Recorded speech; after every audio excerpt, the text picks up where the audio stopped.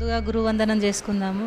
మనందరి గురువైన బ్రహ్మర్షి పితామహ పత్రి సార్కి ఆత్మ ప్రణామాలు తెలియజేసుకుంటున్నాను. అలాగే నాకు ఈ అవకాశం ఇచ్చిన పేరం నాగేంద్ర సార్కి, లక్ష్మీ మేడంకి, ఇక్కడున్న వాళ్ళందరికీ థ్యాంక్ యూ సో మచ్. మా గురువుగారైన భీమనేని వంశీ సార్కి కృతజ్ఞతలు తెలియజేసుకుంటున్నాను. నా పేరు ప్రతిభ, నేను హైదరాబాద్లో ఉంటాను. నాకు ఇష్టమైన సబ్జెక్ట్ ఇది, సెకండ్ ఛాన్స్. ఈరోజు మనం క్లాస్ ఎలా చెప్పుకుందాం అంటే, నేనేదో గురువుని, మీరేదో వినడానికి వచ్చినారు అని కాకుండా క్యాజువల్గా వెళ్ళిపోదాము. నాకు చాలా ఇష్టం ఈ సబ్జెక్ట్. ఇది ఎలా అంటే క్యాజువల్గా వెళ్ళిపోవాలి, డిస్కషన్ లాగా. నేను చెప్పబోయే టాపిక్ సెకండ్ ఛాన్స్. అసలు సెకండ్ ఛాన్స్ అంటే ఏంటి, అది ఎక్కడి నుంచి వస్తుంది, అది ఎవరిస్తారు, దాన్ని ఎలా పట్టుకోవాలి, దీని మీద వెళ్దాం మనము.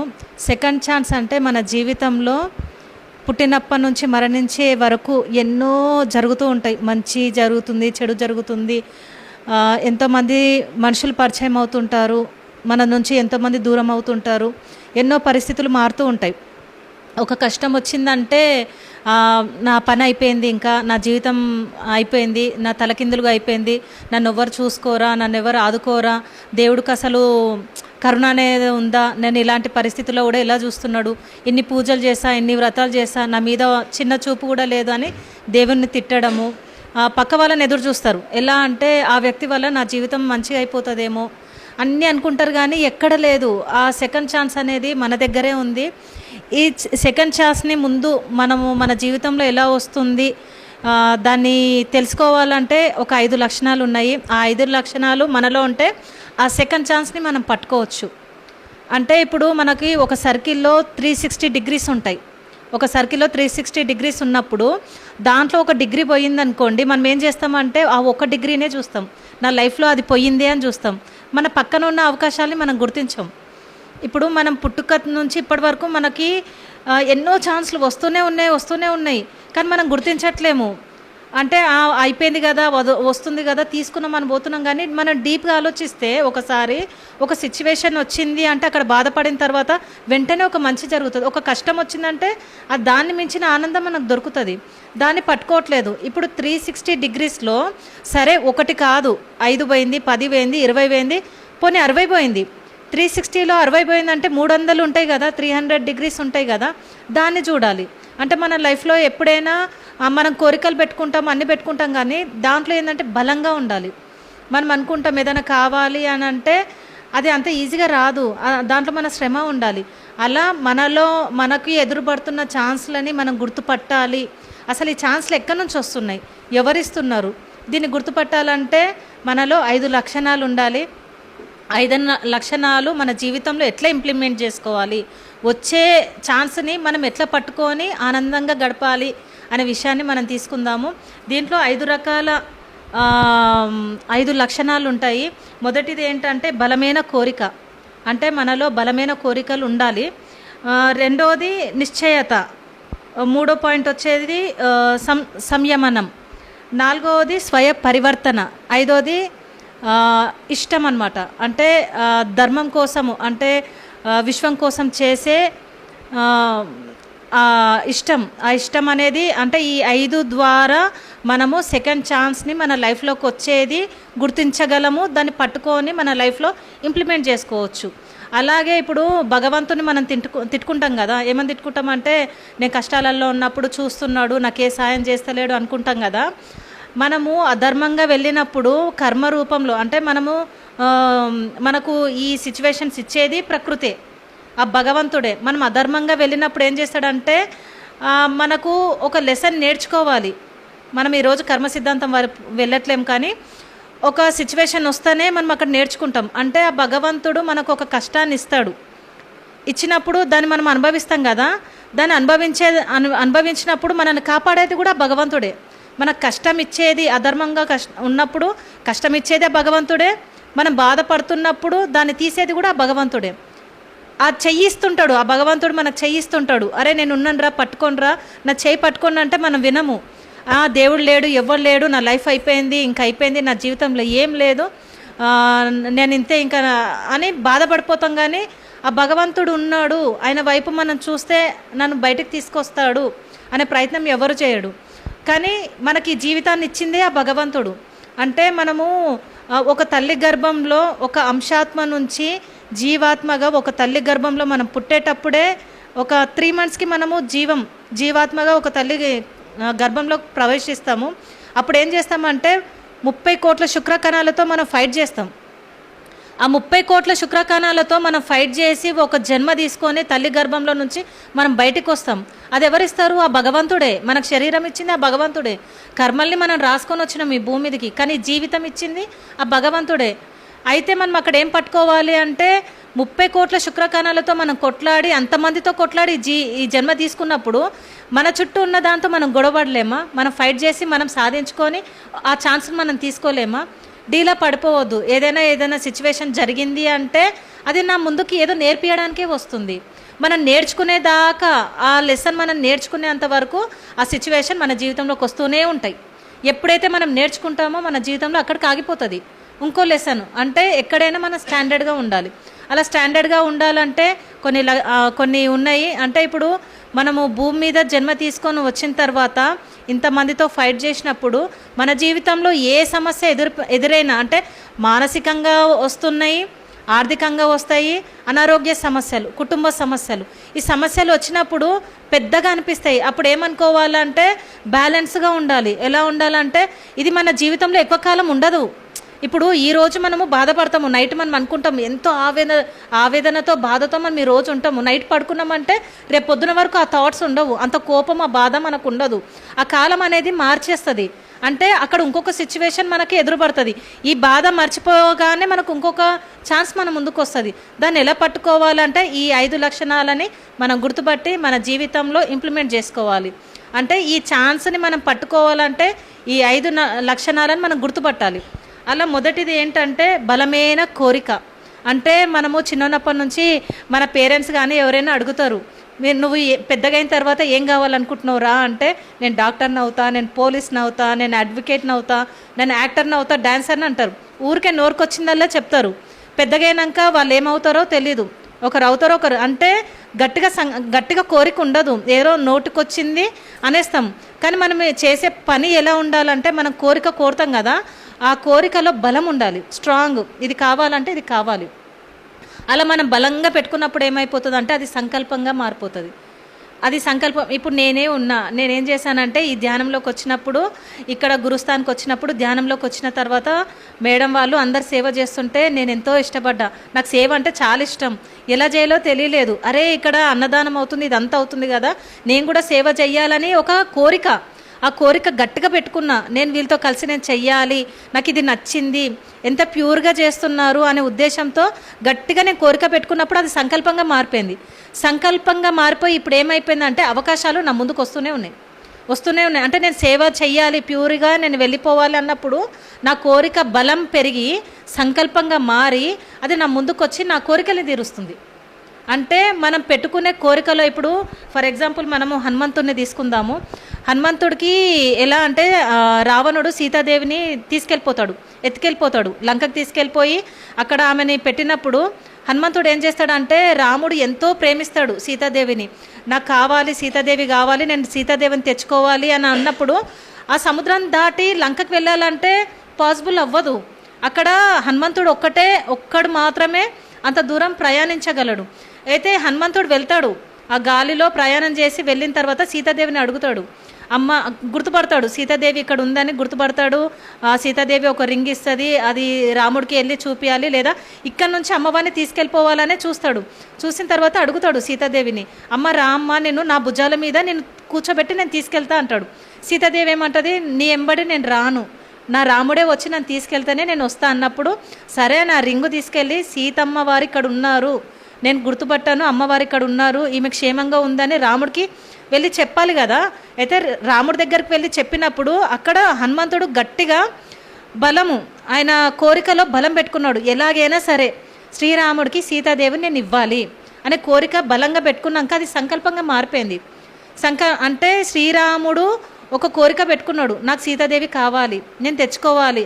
ఆయన కూడా ఒక ఆయన కోరికలో కూడా బలం పెట్టుకున్నప్పుడు ఆ బలం ఏమైపోయిందంటే పునాదిగా మారిపోయింది. ఇప్పుడు అక్కడ రామసేతు నిర్మించాలి, అక్కడికి వెళ్ళాలి అంటే ఒకరి వల్ల అవ్వదు.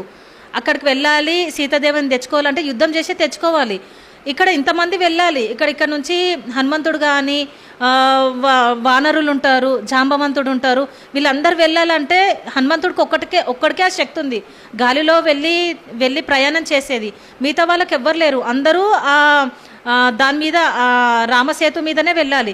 అయితే వీళ్ళు ఏం చేస్తారంటే సరే రాళ్ళేద్దాం, మనం రాళ్ళేస్తే ఒక మనకు రహదారిలాగా అయిపోతుంది, మనం దాని మీద వెళ్ళి మనం తెచ్చుకోవచ్చు అనే ప్రయత్నంలో వాళ్ళు రాళ్ళేస్తారు. వేసినా కూడా ఏమైపోతుంది అంటే నీళ్ళలో మునిగిపోతుంది, ఆ సముద్రంలో మునిగిపోతుంది. అది రోడ్డులాగా మారదనమాట, రహదారిగా మారదు.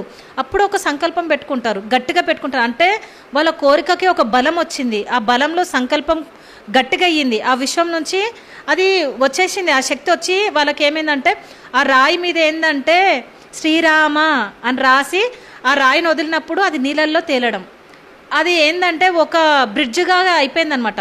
బ్రిడ్జ్గా వెళ్ళినప్పుడు అందరూ దాని మీద వెళ్ళి అక్కడ యుద్ధం చేసి సీతాదేవి అంటే అక్కడ ఏమయ్యింది అంటే ఆంజనేయ స్వామి ఆయన కోరికని బలంగా పెట్టుకొని అది సంకల్పంగా మారి అది తీర్చుకున్నారు, సీతాదేవిని తెచ్చుకున్నారు. ఇది ఈ స్టోరీ నేను మళ్ళీ ఎండ్లో కూడా చెప్తాను.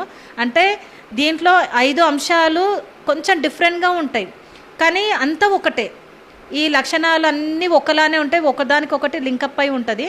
అంటే ఈ దీంట్లో ఏంటంటే మనం ఏదైనా కోరిక పెట్టుకుంటాం కదండి, ఎలా అంటే వస్తే రాని పోతే పోని అనుకోకూడదు. నాకు ఇది కావాలి అంటే మైండ్ మొత్తం దాని మీద పెట్టాలి, అంటే దాన్ని గట్టిగా పట్టుకోవాలి, అది నా దగ్గర రావాలి. ఇప్పుడు నేను ఎలా ఉంటా అంటే వస్తే రాని పోతే పోని అనుకోను, అది నాకు కావాలి అంటే నేను దాని మీద గట్టిగా పెట్టేసుకుంటా. ఆ కోరిక మీద బలం పెట్టుకున్నప్పుడు ఆ సంకల్పంగా మారిపోతుంది. నేను ధర్మంగా ఉంటా, నేను ఈ విశ్వానికి సేవ చేయాలి, ఇది నాకు కావాలి అన్నప్పుడు నా ముందుకు వచ్చి నిలబడుతున్నాయి, అప్పుడు నేను సక్సెస్ అయిపోతున్నా. అలా ఏమైపోతుంది అంటే ఒకటి కాదు, నా ముందు ఒకటి తర్వాత ఒకటి నా ముందుకు వచ్చి నిలబడుతున్నాయి. అలా మనం ఏం చేయాలంటే మనం ఏ కోరిక ఒక సెకండ్ ఛాన్స్ని పట్టుకోవాలంటే మనలో ముందుగా మన కోరికలో బలం ఉండాలి. అలాగే ఇంకొకటి ఏంటంటే నిశ్చయత, రెండో పాయింట్ వచ్చేసి నిశ్చయత అంటే కాన్ఫిడెంట్ ఉండాలి. మనలో కాన్ఫిడెంట్ అంటే డీలా పడిపోతాము, ఏదైనా సిచ్యువేషన్ వచ్చిందంటే ఇంకేం లేదు, అయిపోయింది, నా దగ్గర ఏం లేదు, ఇంకా నాకు ఎవరు సహాయం చేయరు, నేను ఒంటరిగా అయిపోయినా, ఇంకా నా పని అయిపోయింది, ఇక్కడికి ఇంకా క్లోజ్ అని చెప్పేసి ఆ దేవుడు కూడా నన్ను ఏం చెయ్యలేడు అని మనం అనుకుంటాం. కానీ ఏ సిచ్యువేషన్ అయినా మనకు ఎదురైనప్పుడు, ఏ సమస్య అయినా వచ్చినప్పుడు మనం ఏం చేయాలంటే కాన్ఫిడెంట్గా ఉండాలి.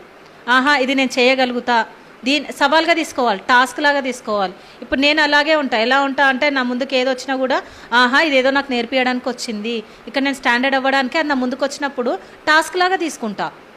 అది ఏంటంటే కాన్ఫిడెంట్గా అరే నేను డీప్గా వెళ్ళిపోతా, ఇది నా ముందుకు వచ్చిందంటే ఇప్పుడు ఆధ్యాత్మికంలోకి వచ్చినాము అంటే రోజు పరీక్షలే మనము డైలీ మారాలి అనుకుంటాం. ఈ దీంట్లో నేను ఉండకూడదు, దీన్ని నేను మార్చుకోవాలి, నా జీవితాన్ని ఇంకా అద్భుతంగా చేసుకోవాలి అంటే ఈ కోపము ఈ అరిషడ్ వర్గాలను దాటితేనే ఆనందం అనేది మనకు ఉంది. ప్రతిరోజు మనకు సిచ్యువేషన్ ఎదురు పడుతుంటాయి, మన ఫ్రెండ్స్ ఏదో ఒక మాట అనడము, మనకు కాసేపు ఒక 2 నిమిషాలు 5 నిమిషాలు ఏమైపోతుంది అంటే నన్ను ఎందుకు ఇట్లా అన్నారు, నేను ఏ తప్పు చేయలేదు కదా, అది కూడా మనం దాటాలి. ఆ గుణాన్ని దాన్ని కూడా మనం దాటడానికి మనం ముందుకు వస్తాయి అన్నమాట. వచ్చినప్పుడు దాన్ని మనం పట్టుకోవాలి. కాన్ఫిడెంట్గా ఎలా ఉండాలంటే దీంట్లో మనము కౌసల్యాదేవిని తీసుకోవాలి. మనం ఎలా అంటే కొంతమంది పురాణ కథల్లో నుంచి కొంతమంది వాళ్ళని తీసుకొని మనము ఎగ్జాంపుల్గా తీసుకొని అందులో జ్ఞానం తీసుకుందాము. ఇందులో కాన్ఫిడెంట్గా ఉండాలంటే కౌసల్యాదేవిని తీసుకుందాము. ఆమె ఎలా అంటే మొదటి భార్య, కానీ ప్రేమ అంతా చిన్న భార్య దగ్గరనే భర్త పొందిండు. ఆమె జీవితం అంతా ఎలా ఉందంటే నిరాధారణగా ఉందన్నమాట. అంటే ఇంకా బాధ ఎక్కడ కలిగిందంటే రాముడు 14 ఏళ్ళు అడవులకు వెళ్ళాలి అన్నప్పుడు ఆమె చాలా బాధపడిపోయింది. అంటే ఎంతో ప్రేమగా ఇష్టంగా రాముడిని చూసుకుంది కదా, ఆ భర్త దూరమైనా కూడా ఆ ప్రేమ ఆ రాముడిలో ఎంతో ప్రేమను పొందింది ఆమె. రాముడే ప్రపంచంగా ఆమెకు మారిపోయింది. అప్పుడు ఏంటంటే ఒక చిన్న భార్య ఆమె కైక కోరిక ద్వారా, ఆమె స్వార్థం ద్వారా రాముడు నాకు దూరం అవుతున్నాడు. భర్త ఎప్పుడైతే ఇప్పుడు పెళ్లి చేసుకొని వచ్చిండు సీతాదేవితో, వచ్చిన తర్వాత పట్టాభిషేకం నెక్స్ట్ డేనే పట్టాభిషేకం అన్నప్పుడు తల్లి ఎంతో హ్యాపీగా ఉంటుంది. అప్పుడు వెంటనే ఆయన అడవులకు వెళ్ళాలి 14 ఏళ్ళు అన్నప్పుడు ఎంతో బాధపడిపోయింది. కానీ కాసేపు అది కూడా బాధపడినా కూడా ఏం చేసిందంటే కాన్ఫిడెంట్ అనమాట. 14 ఏళ్ళే కదా నా కొడుకు, మళ్ళీ ఎక్కడికి వెళ్తాడు, మళ్ళీ నా దగ్గరికే రావాలి. వెళ్ళినా కూడా అంటే ఆమె తాడే మాస్టర్ అనమాట. ఆమెకు అన్నీ అర్థమైపోతాయి. అంటే విధి ఆడుతున్న ఆటలో వాళ్ళు పాత్రధారులు. ఇప్పుడు కైక కానీ దశరథుడు కానీ వీళ్ళంతా ఎవరు? నాకు వచ్చిన సమస్యలో ఇది నా లైఫ్లో జరగాలని ఉంది కాబట్టి ఆ థర్డ్ పర్సన్ వల్ల జరుగుతుంది. అంటే ఇది విధి ఆడుతున్న ఆట. దీన్ని ఆమె అంగీకరించింది. అంటే తాడైతే చూసింది ఆమె తాడైతే గుర్తుపట్టి ఏమనుకుంటుందంటే, అవును రాముడు వెళ్ళిపోయినా కూడా మళ్ళీ 14 ఏళ్ళకు తల్లిని వెతుక్కుంటూ ఇక్కడికే కదా వచ్చేది అని యాక్సెప్ట్ చేసింది అనమాట. అప్పుడు మనం కూడా ఎలా ఉండాలంటే, నా జీవితంలో ఇది జరిగింది అంటే ఇది ఎన్ని రోజులు మనతో ఉండదు, వెళ్ళిపోతుంది. ఈరోజు ఒక సమస్య వచ్చింది అంటే ఈరోజు అది ఉండదు, రేపు ఎట్లయినా వెళ్ళిపోతుంది. అంతెందుకండి, ఇప్పుడు ఫ్రాంక్గా మాట్లాడుకుందాము. మన చిన్న ఉన్నప్పటి నుంచి ఫ్రెండ్స్ కానీ అమ్మాయిలు టీనేజ్ గర్ల్స్ అంటే క్యాజువల్గా ఇది ఎలా అంటే అమ్మాయిలు పరిచయం అవుతారు. ఫ్రెండ్స్ స్కూల్ అనుకోండి, ఒక ఫీలింగ్ వస్తుంది. 10th క్లాస్లో ఒక లవ్ స్టోరీ ఉంటుంది. అమ్మాయి అక్కడ దూరం అయిపోతుంది. దూరం అయిపోయినప్పుడు ఏం ఫీల్ అవుతారు అంటే ఎంతో అప్పుడు డీప్కి వెళ్ళిపోతారు. ఇప్పుడు కొంతమంది సినిమాలు చూస్తున్నారు, ఆ సినిమాలు చూసి కూడా ఫీల్ అయిపోతారు. అంటే ఆ సిచ్యువేషన్, ఆ ఏజ్ అలాంటిది. అక్కడ ఏంటంటే ఆ 10th అయిపోయాక అరే రోజు అమ్మాయితో కలిసే వాళ్ళము, ఇంకా కలవం మనం, ఒక ఫీలింగ్ బాధ వస్తుంది. కానీ కాలేజ్కి వెళ్తే ఇంకొక స్టోరీ. అంటే ఇప్పుడు మనం చిరంజీవిది కూడా సినిమా తీసుకుంటాం. ఒక అమ్మాయి మోసం చేసిందంటే ఐశ్వర్య వచ్చింది. అలాగే మన లైఫ్లో కూడా ఒక కష్టం వచ్చిందంటే దాన్ని మర్చిపోవడానికి మన జీవితంలో ఇంకోటి వస్తుంది. ఒక ఛాన్స్ మీద ఒక ఛాన్స్. ఇప్పుడు 10thలో ఒక అమ్మాయి వెళ్ళిపోయింది, ఇంటర్లో ఇంకొక అమ్మాయి వస్తుంది. అప్పుడు ఈ 10thలో అమ్మాయి గుర్తుకు రాదు. అక్కడ ఏంటంటే ఒక మెమొరీగా ఉండిపోతుంది. ఇంటర్లో మళ్ళీ కొత్త లైఫ్ స్టైల్ స్టార్ట్ అయిపోతుంది. అక్కడ మళ్ళీ కొత్త ప్రపంచం. మళ్ళీ ఆ ఇంటర్ అయిపోయింది, మళ్ళీ బీటెక్ వెళ్ళేటప్పుడు అక్కడ ఇంకొక అమ్మాయి. అంటే వీళ్ళు ఏంటంటే వీళ్ళు బలంగా పెట్టుకోరు. అక్కడ వాళ్ళకి తెలీదు, మైండ్ మెచ్యూరిటీ అవ్వలేదు. ఇంకా వీళ్ళకి మైండ్ మెచ్యూరిటీ అవ్వలేదు, అది జరిగిపోతుంటుంది. అలాగే బీటెక్ వచ్చినాక ఒక అమ్మాయి, అంటే అబ్బాయి కానీ అమ్మాయి కానీ ఒక మంచి ఫ్రెండ్ కూడా అవ్వచ్చు, గర్ల్ ఫ్రెండ్ అనే కాదు. అంటే మన జీవితంలో ఇంతమంది పర్సన్స్ వస్తూ ఉంటారు, పోతూ ఉంటారు. అంటే అప్పుడున్న టైంలో అప్పుడున్న మైండ్ సెట్ అలా ఉంటుంది. కాలం మారే కొద్దీ మనసు మారిపోతూ ఉంటుంది. ఇప్పుడు కాలేజ్ టైం అయిపోయింది, జాబ్లోకి వెళ్ళిపోతాం. అంటే ఇప్పుడు స్కూల్లో ఒక తల్లిదండ్రుల దగ్గర ఉంటామో ఇంతవరకే అని ఉంటుంది. కాలేజ్కి వెళ్ళాక కొంచెం ఫ్రీడమ్ వస్తుంది, అక్కడ లైఫ్ స్టైల్ వేరే ఉంటుంది. తర్వాత మనం జాబ్లోకి వచ్చినాక ఫుల్ ఫ్రీడమ్ ఉంటుంది. అక్కడ ఏంటంటే అన్లిమిటెడ్ అనమాట. అంటే తల్లిదండ్రుల దగ్గర మనం అంటే ఇంటికి రావాలన్నా సిస్టమేటిక్గా ఉండేది. జాబ్కి వచ్చినాము, మనకు శాలరీ వస్తుంది, ఇండిపెండెంట్గా ఉంటాము. అప్పుడు మైండ్ మెచ్యూరిటీ అవుతుంది, లవ్లో ఉంటాము.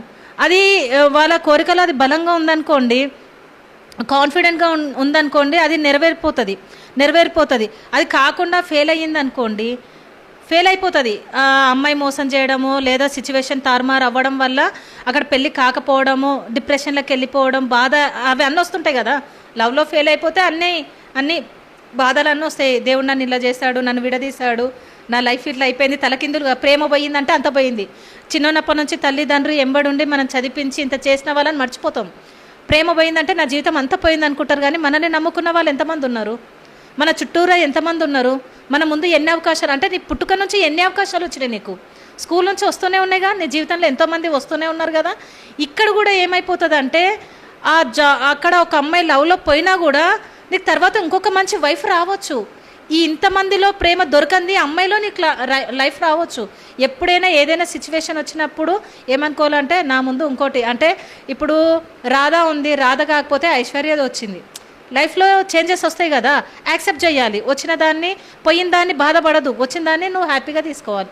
అలా ఎలా అంటే పాజిటివ్గా వెళ్ళిపోవాలి, నెగటివ్ థాట్ తోటి ఉండకూడదు. అంటే గతము ఒక మంచి స్వీట్ మెమొరీగా ఉండాలి. ఇప్పుడు మనం చిన్నప్పుడు అన్నీ గుర్తు చేసుకుంటాం, హ్యాపీగా ఉంటాం. అవి ఏంటంటే ఒక గుడ్ మెమొరీ. ఇప్పుడు మనం మెమొరీ సినిమా ఇది ఉంది కదా, రవితేజ మూవీ కూడా మనం చూసాము. ఆయన లైఫ్ స్టైల్ మొత్తం చూపించారు. అలాంటి మన జీవితంలో అందరికీ కలిగి ఉంటాయి, అందరికి అయి ఉంటాయి. అదేంటంటే గుడ్ మెమొరీగా మనం తీసుకోవాలి, ముందు దాన్ని ఆహ్వానించాలి, వచ్చే సెకండ్ ఛాన్స్ని ఆహ్వానించాలి, తీసుకోవాలి. అంటే అయిపోయింది అనుకోవడానికి ఏమీ లేదండి. మనము పుట్టినప్పటి నుంచి చచ్చిపోయే వరకు, ఆఖరి శ్వాస వరకు భగవంతుడు మనకు ఛాన్సులు ఇస్తూనే ఉంటాడు. దాన్ని పట్టుకోవాలి. అంటే మనకు కాన్ఫిడెంట్ ఉండాలి. ఏదేం జరిగినా భగవంతుడు అంటే కళ్ళు మూసుకొని నాకేం జరగలేదు అనుకోవద్దు, ఆ భగవంతుడితో కనెక్ట్ అవ్వాలి. అంటే మనం ధర్మంలో ఉన్నప్పుడు ఒకటి పైన దానికి మించింది మనకు ముందుకు వస్తుంది. ఒక దాంట్లో నష్టం జరిగింది అంటే నువ్వు ధర్మంలో ఉన్నావంటే అది నీకు కరెక్ట్ కాదు కాబట్టి నీ లైఫ్లో నుంచి పోయింది.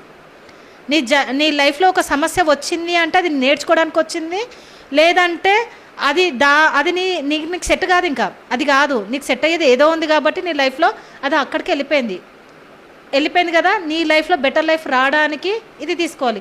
అరే ఇది వచ్చింది అంటే నాకు ఇంతకంటే బెటర్ది వచ్చేది ఉంది. ఇప్పుడు చాలా సిచ్యువేషన్ జరుగుతున్నాయి, జాబులు దొరకట్లేవు. జాబ్ లేకపోతే ఏం లేదు అనడానికి లేదు. ఏదో ఒక జాబ్ చేయొచ్చు అంటే అదే కావాలని పెట్టుకోవడం ఏం లేదు.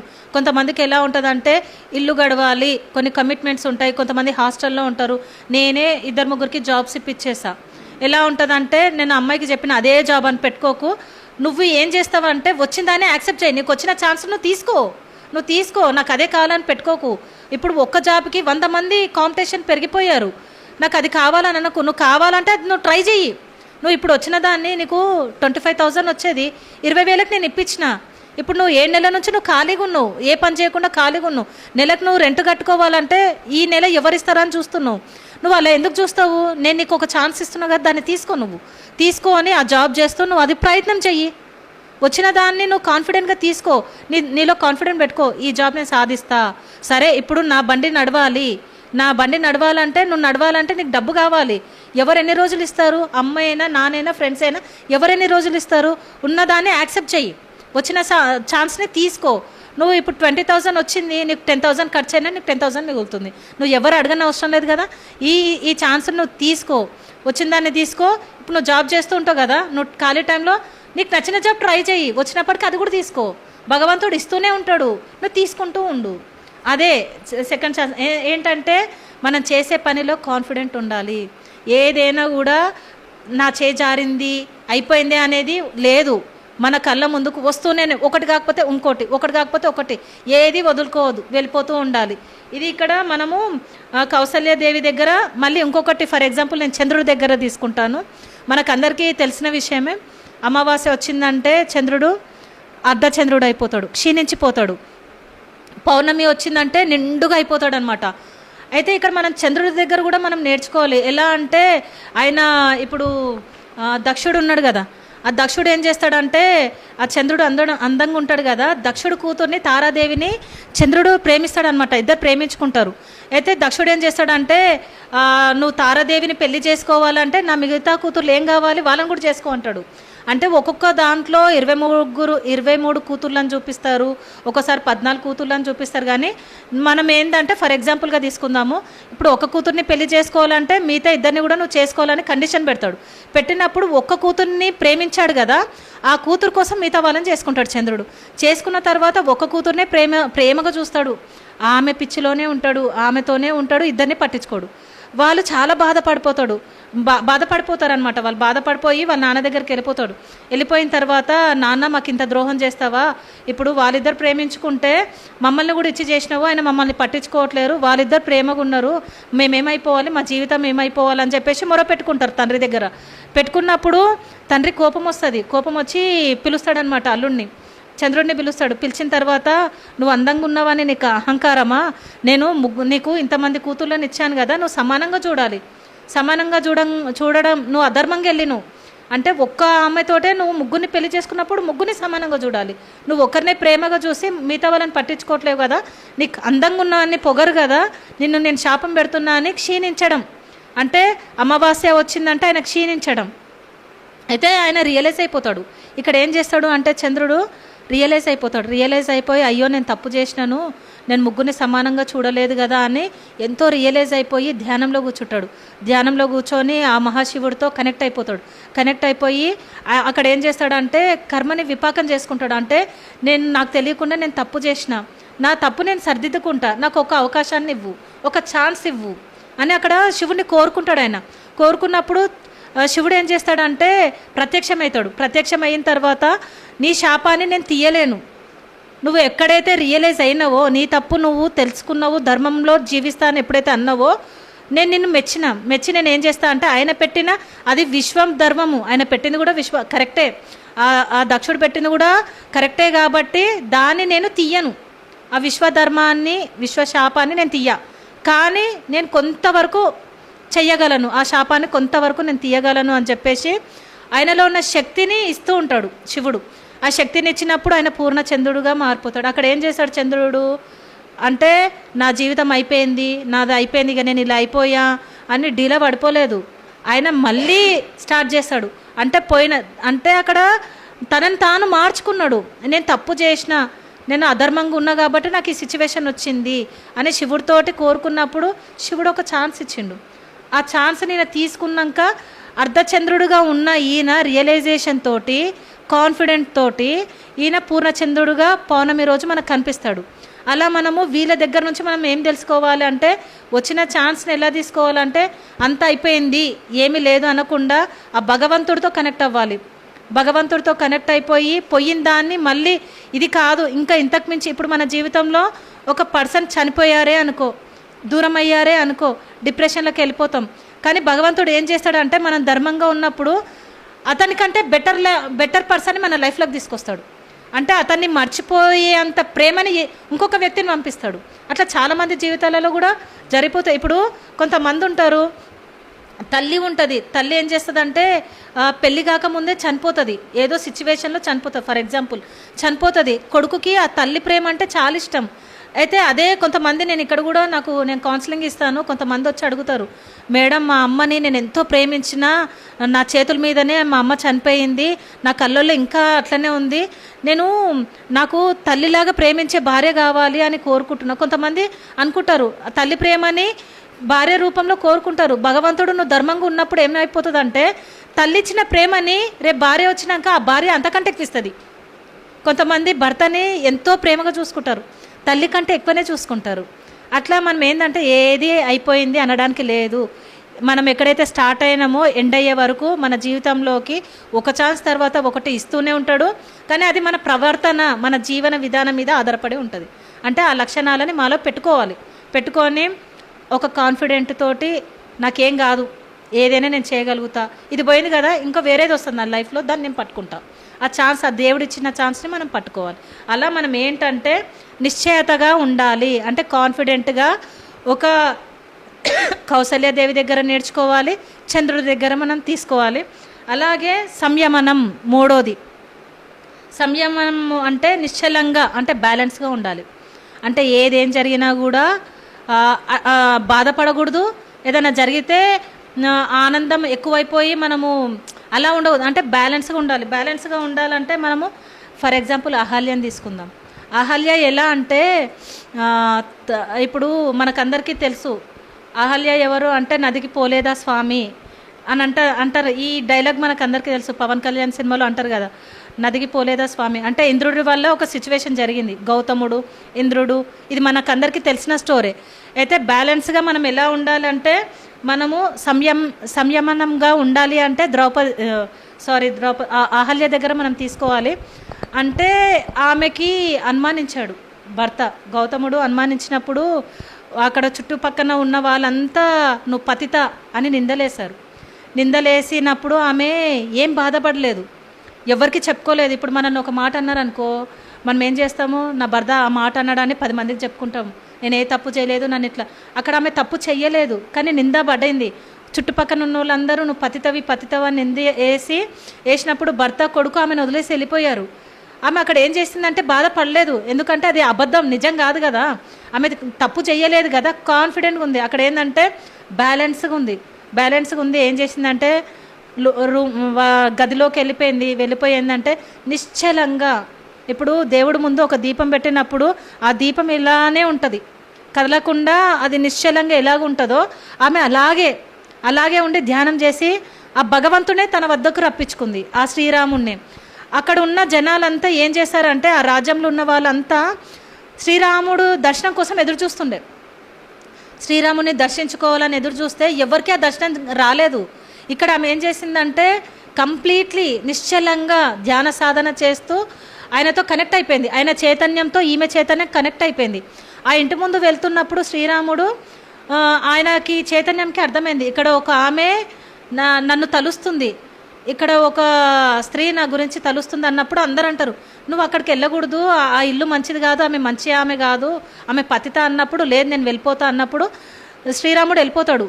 వెళ్ళిపోయినప్పుడు గౌతముడు కూడా వస్తాడనమాట. గౌతముడు కూడా శ్రీరాముడు దర్శనం చేసుకోవాలనుకుంటాడు. ఆయన దగ్గరికి వెళ్ళాలి, ఆయన దగ్గరికి వెళ్ళాలి అని అనుకుంటాడు. ఆమె భర్తకు కూడా ఆయన దొరకడు. అలాంటిది అహల్యకి ఆయన వచ్చి ఆమె ముట్టుకుంటాడు. ఆమెను ముట్టుకున్నప్పుడు ఆమె నార్మల్ అయిపోతుంది. అయిపోగానే ఆయనని హత్తుకుంటుంది అనమాట. హత్తుకొని కాలు మొక్కుతుంది. అంటే ఆమె ఎంత ధర్మంగా ఉంది అంటే, నాకు ఇది జరిగిందే అనే బాధతో లేదు, ఆమె నిశ్చలంగా ఉంది. అంటే ఎక్కడ నో కామెంట్, నో కంప్లైంట్, ఎవరికేం చెప్పలేదు. నేను ధర్మంలో ఉన్నా, నా భర్త ఇలా చేశాడు, ఇంతమంది నన్ను ఇట్లా అన్నారని ఎక్కడ బ్లేమ్ చేయలేదు, ఏం చేయలేదు. ఇప్పుడున్న సిచ్యువేషన్ ఏంటంటే, కొంచెం భార్యని ఒక మాట అంటే పోలీసులు, పోలీస్ స్టేషన్లు, కోర్టులు, మీడియాకి వెళ్ళిపోతారు. అసలు అందరికి ఇంటర్వ్యూలు ఇస్తారు, నా లైఫ్ ఇట్లా అయిపోయిందని రచ్చ చేస్తారు, రచ్చరంబోలా చేస్తారు. అక్కడ ఆమె ఏం చేసింది, ఆ భగవంతుని నమ్ముకుంది, కనెక్ట్ అయ్యింది నిశ్చలంగా. ఆ దీపంలాగా, ఆ దీపంలో అది ఎలాగైతే నిశ్చలంగా ఉంటుందో అలా ఆమె కూర్చొని ధ్యాన సాధన ద్వారా ఆ దేవుడితో కనెక్ట్ అయిపోయి ఆమె సమస్య నుంచి, అంటే ఈరోజు ఆమె ఒక మహాపతివ్రతగా ఉంది. మహాపతివ్రత అంటే మన జీవితంలో కూడా ఏం జరిగినా కూడా నిశ్చలంగా ఉండాలి, అంటే బ్యాలెన్స్గా ఉండాలి.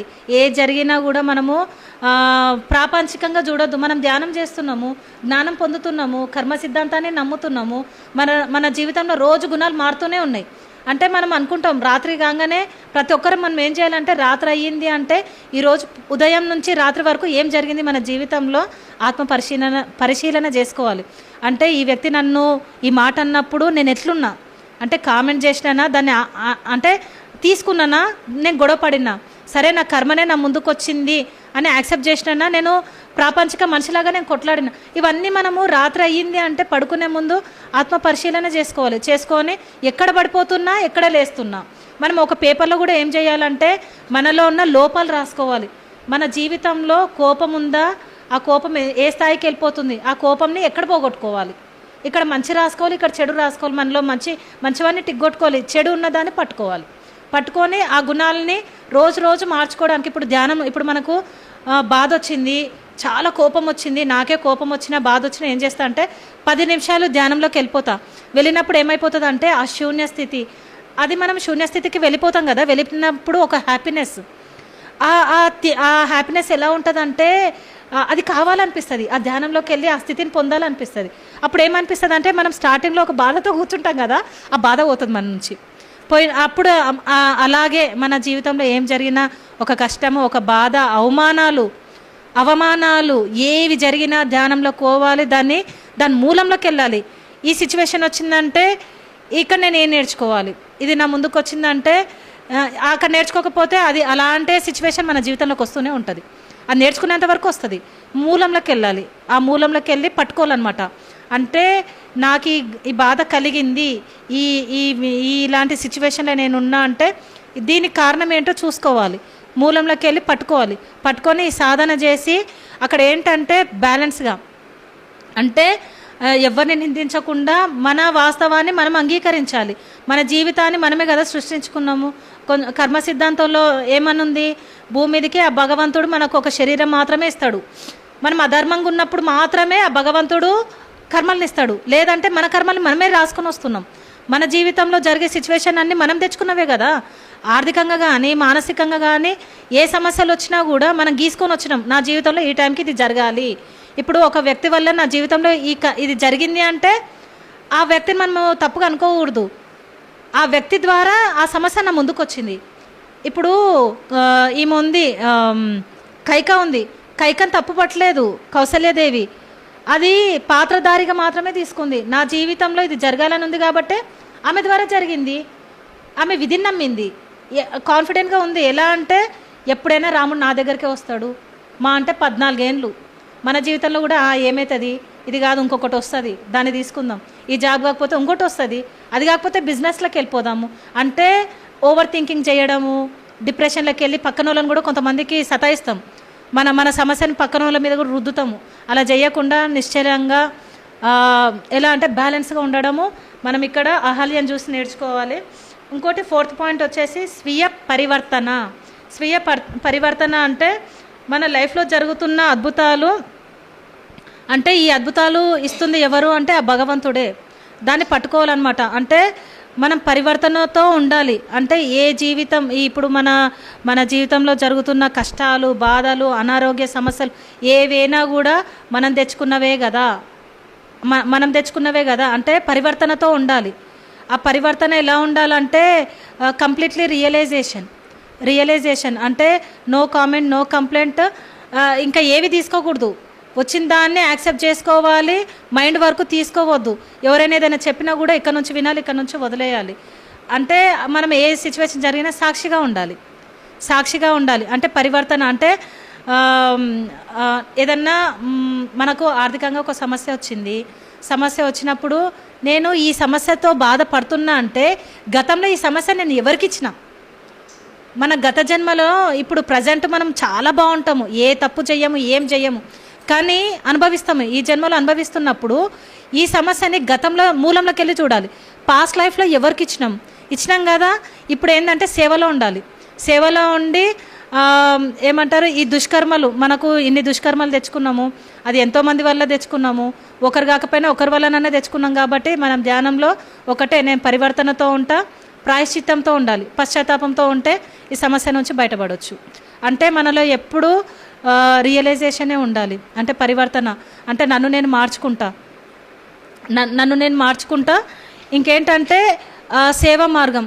మనం ఒక సమస్య, ఇప్పుడు నేను ఆర్థికంగా ఉన్నాను అంటే ఈ ఇబ్బందిని నేను ఎవరికో ఇచ్చినా కదా. ఇప్పుడు నేను ఏం చేస్తా అంటే నా ముందుకు ఎవరు వస్తారని చూస్తా. ఈరోజు నాది పార్లర్ ఉంది, బొటిక్ ఉంది. నేను ఏం చేస్తా అంటే నా కొన్ని కాయిన్స్ ఉంటాయి, 10 రూపీస్ కాయిన్స్, 2 రూపీస్ కాయిన్స్ అన్నీ ఒక దగ్గర వేస్తా. నేను ఈరోజు ఆర్థికంగా ఇబ్బంది పడుతున్నానంటే అనుకుంటా, నేను ఏదో చేసి ఉంటాను కదా, ఇప్పుడు నా ముందుకు వచ్చింది కదా, నేను దాన్ని భయపడా, దాన్ని టాస్క్ తీసుకుంటా. నేనేం చేస్తా, సేవ చేసినప్పుడు నా ముందుకు ఎట్లా వస్తాయి తెలుసా, వెతుక్కుంటూ నా ముందుకు వచ్చి నిలబడతాయి. అవి నేను తీసుకుంటా. ఎలా అంటే ఎవరైనా నా దగ్గరికి డబ్బులకు వస్తారు. ఇప్పుడు కొంతమంది 0.5 వాళ్ళు కూడా వస్తారు, శారీస్ కట్టుకొని వస్తారు కదా, షాప్లో వస్తారు కదా. వాళ్ళకి నేను డబ్బులు ఇచ్చినప్పుడు వాళ్ళు నాకు ఆశీర్వాదం ఇస్తారు కదా, ఎంత హ్యాపీనెస్ వస్తుంది తెలుసా. అంటే ఇది నాకు రావాలని నేను చెయ్యను, భగవంతుడు నన్ను చెయ్యమని చెప్తున్నాడు. నేను ఇచ్చేటప్పుడు కూడా నేను ఇస్తున్నా అనే దృష్టితో నేను ఇవ్వను, ఆ భగవంతుడు నాతో చేయిస్తున్నాడు. అక్కడ ఏంటంటే నేను అహంకారంతో ఉండను, ఆ భగవంతుడు నాతో చేయిస్తున్నాడు కదా, నేను చేస్తా, అది అదృష్టంగా భావిస్తా. అతను వచ్చి నా దగ్గర డబ్బులు తీసుకుంటున్నాడు అంటే హ్యాపీనెస్ అది. అరే నా వరకు వచ్చి నా దగ్గర తీసుకుంటున్నారంటే మన సేవ చేసినప్పుడు మన కర్మలు దగ్ధం అవుతాయి. ఎప్పుడైతే మనం ధ్యానం చేస్తామో మన ధ్యానంలో కర్మలు దగ్ధం అవుతాయి, పరివర్తనతో ఉంటామో అప్పుడు కర్మలు దగ్ధం అవుతాయి. ఎప్పుడైతే మనం సేవలకు వస్తామో, అది ధనమే కాదు, మాట సహాయం కావచ్చు, ఇంకేదైనా కావచ్చు, ఆ ద్వారా కూడా మన జీవితంలో ఏదైతే సమస్య ఉందో ఆ సమస్యకి సంబంధించిన సేవ చేస్తే నీకు ఛాన్సులు వస్తూనే ఉంటాయి. భగవంతుడు చేపట్టుకొని నడిపిస్తాడు, ఆ చెయ్యిస్తాడు. నేనున్నాను రా, నా చేపట్టుకోండిరా అని భగవంతుడు ఆ చెయ్యి ఇచ్చినప్పుడు మనం గుర్తుపట్టాలి. ఎలా అంటే అది చెయ్యి కాదు, అదేందో ఒక లోకంలో ఉంటారు, అయిపోయింది అంత అయిపోయింది అనుకోవడానికి లేదు. భగవంతుడు ఎప్పుడు మనం వెనుకుంటాడు. మనం వద్దు అన్నా కూడా వెంటాడి మనకు ఛాన్స్ ఇస్తూనే ఉంటాడు. దాన్ని పట్టుకోవాలంటే 5 లక్షణాలు మనలో ఉండాలంటే ఇందులో ఇంకొక లక్షణం ఉంది, దివ్యేచ్ఛ అంటారు. 5వ లక్షణం ఇది నీ యొక్క ఇష్టం. అంటే మనలో ఒక ఇష్టము దివ్యంగా ఉండాలి. అంటే మన స్వార్థానికి కాకుండా విశ్వం కోసం చేసే ఇష్టం ఉండాలి. ఆ ఇష్టంతో చేసినాం అనుకోండి, ఈ భగవంతుడు ఏం చేస్తాడంటే, మనము కొన్ని సినిమాలలో కూడా మంచి మార్గం దేవుడిని కోరుకుంటారు. అంతెందుకు నేను ఈ మూవీ చెప్తాను. ఆలీ మూవీ ఉంటుంది. ఒక మూవీలో క్షుద్ర పూజ లాగా వేసుకొని లక్ష్మీ మాతని పిలుస్తూ ఉంటాడు. మమ్మీ రా అని చేస్తూ ఉంటాడు. ఆ క్షుద్ర పూజలాగా చేసినప్పుడు పైనుంచి లక్ష్మీదేవి నన్ను ఇంత ఇష్టపడుతున్నాడు, నేను ఆయనకు ధనం ఇస్తా అంటే బ్రహ్మానందం అంటాడు ఆయన ఇంతవరకు ఒక్క సేవ చేయలేడు, ఏ సేవ చేయలేడు, ఆయనకు నువ్వు ఎట్లిస్తావు అంటే ఇచ్చి చూస్తా ఆయనకి అని అంటది. అయితే సరే, ఈ బ్రహ్మానందం ఏమంటాడంటే నువ్వు ఇచ్చినా కూడా వాడు గుర్తుపట్టాడు, నువ్వు వాడికి ధనం ఇచ్చినా కూడా వాడు గుర్తుపట్టాడు, వాడికి కోరిక ఉంటుంది, అది కావాలని ఉంటుంది కానీ వాడు గుర్తుపట్టాడు. అయితే అక్కడ వాడు నడుచుకుంటూ వెళ్ళిపోతుంటాడు, ఆలిగారు నడుచుకుంటూ వెళ్ళిపోతున్నప్పుడు ఆయన ముందు డబ్బులది బ్యాగ్ పడితే ఎవరో బ్యాగ్ వేసుకున్నాడని పక్కన జరిపి వెళ్ళిపోతాడు. ఆయన ముందుకు ధనము అది వచ్చినా కూడా ఆయన గుర్తుపట్టాడు. కానీ స్వార్థంగా కాకుండా మనము దివ్యంగా విశ్వం కోసము ఖర్చు పెట్టాలి, సేవ చెయ్యాలి అన్నప్పుడు మనం దాన్ని గుర్తుపడతాం. అది మనకు వచ్చేది ఆ సిమ్టమ్స్ మనకు అర్థమవుతాయి.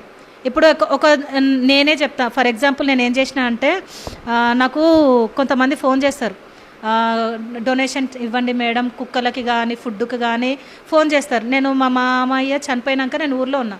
అయితే నేను ఇద్దాం అనుకున్నప్పుడు మా అక్క కూతురే అనిందనమాట, ఇట్లా మా కాలేజ్ నుంచి 5,000 మేము డాగ్స్కి ఫుడ్కి మేము అంతా కలెక్ట్ చేస్తున్నాము, ఒక 10 రూపాయల నుంచి నువ్వు ఎంతైనా ఇవ్వచ్చు అనింది. అన్నప్పుడు నేను ఏం చేసిన అంటే, అరే నేను 10 రూపాయలు కాదు 250 రూపీస్ వేసేస్తాను అని చెప్పేసి, నేను ఎవరికో చెట్లకు డబ్బులు ఇవ్వాలనుకుంటున్నా కదా, అసలు నేను చెయ్యాలని నాకు మనసులో వచ్చింది. నేను విశ్వానికి నేను సేవ చెయ్యాలి అనుకున్నప్పుడు ఆ పిల్లనే నాకు కాల్ చేసి అడిగినప్పుడు, అరే నాకు ఆ విశ్వమే నాకు ఆ ఛాన్స్ ఇస్తుంది కదా అని వెంటనే నేను 250 రూపీస్ వేసినాక నాకు ఒక అతను నాకు డబ్బులు ఇవ్వాలి, నాకు 25,000 ఇవ్వాలా. ఒక 5-6 నెలల నుంచి ఇవ్వలేదు. నేను ఆ 250 ఇచ్చినా, నేను మర్చిపోయినా. కరెక్ట్ నేను ఊర్లో ఉన్నప్పుడు 250 ఇచ్చాను. ఊరు నుంచి బయలుదేరిన 3 రోజులకి ఆ వ్యక్తి వెతుక్కొని నా ఇంటికి వచ్చిన 25,000 నా చేతిలో పెట్టి, అక్కడ నాకు రావాలని నేను ఇవ్వలేదు, నేను చెయ్యాలి అనుకున్నా, నేను విశ్వానికి సేవ చెయ్యాలి.